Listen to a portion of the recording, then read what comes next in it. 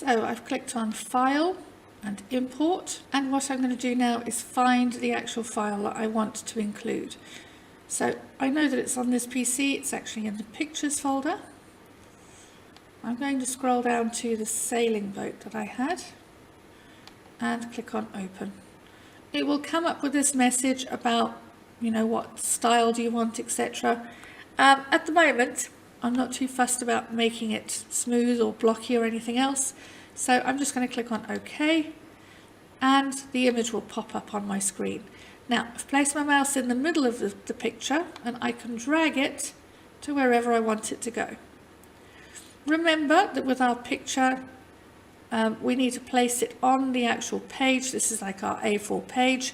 Anything outside this area will not be shown. So I'm going to make it a little bit smaller so that it can fit onto there quite comfortably. Okay, you can make it as big or as small as you like. I'm just sort of making it fit my page for me now.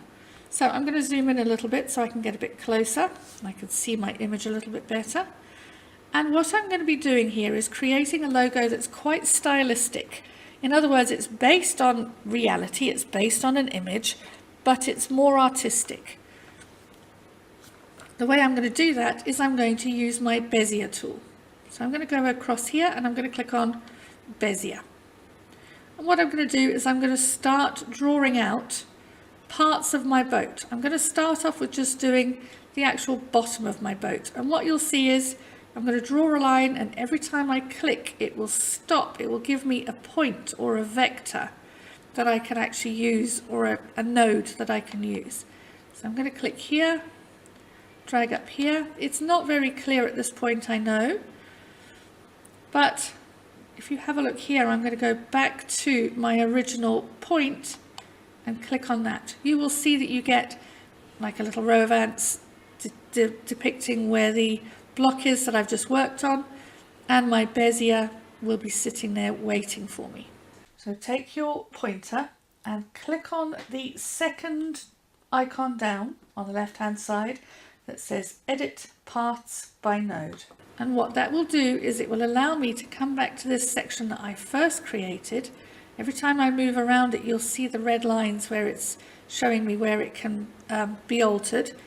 And what I'm going to do is place my mouse on that line, and I can either drag in or I can drag out.